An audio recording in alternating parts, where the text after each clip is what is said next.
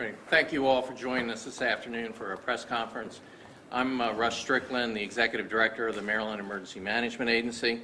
In a few minutes, we'll be listening to the Governor, but I do want to announce who is here with us. And Governor Larry Hogan, Lieutenant Governor Boyd Rutherford, Director of the Governor's Office of Homeland Security, Pete Landon, Maryland State Police Assistant Bureau Chief of Field Operations, Major Roland Butler, Maryland National Guard Adjutant General Linda Singh, Jim Ports, who is the Deputy Secretary for Department of Transportation, Maryland State Highway Administrator Greg Slater, and Maryland Secretary of Human Resources Lourdes Patel.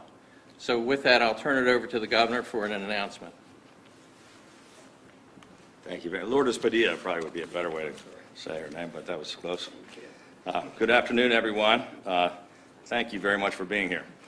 Over the last few days, I have been meeting with members of my cabinet and our senior staff who've been working hard tracking Hurricane Florence, which is forecasted to make landfall on the East Coast later in the week. At this time, there's still some uncertainty about the track of the storm and its potential impact. Over the next 24 to 48 hours, we will know a lot more about which direction the storm will take. But we are preparing for the potential of historic, catastrophic, and life-threatening flooding in Maryland. Moments ago, I authorized an executive order declaring a state of emergency in Maryland in anticipation of Hurricane Florence. This is a proactive measure to ensure that all necessary resources are mobilized in areas of our state with the greatest potential need. Particularly of concern are coastal and low-lying areas of the state and areas which have already received substantial rainfall over the last days. But while we're hoping for the best, we are preparing for the worst.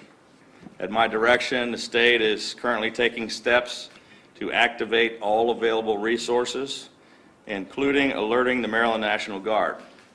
We have been in constant contact with the National Weather Service, the National Hurricane Center, to track the storm, as well as with our neighboring states that expect to be impacted, including Virginia, North Carolina, and South Carolina.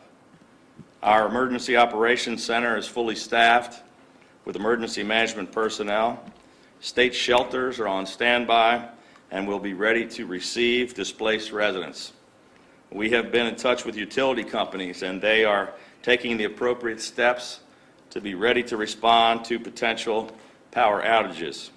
State Highway Administration is deploying maintenance crews throughout the state to begin preparations for this severe storm and its potential impacts.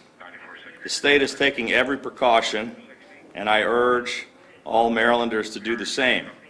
Stay tuned to your local news stations for the latest updates. Listen to state and local authorities. Start now to prepare your families and your homes for potential heavy rains, wind, and possible flooding. More importantly, use common sense.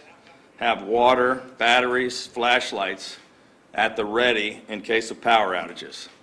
Be prepared to look after family members and neighbors who might need assistance.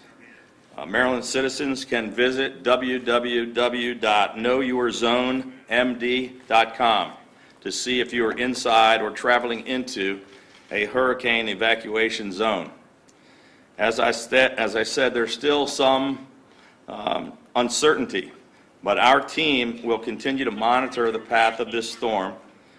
Things are fast-moving and constantly changing, and we will know a lot more later this evening and into tomorrow. And the Maryland Emergency Management Agency, MEMA, will be providing regular updates.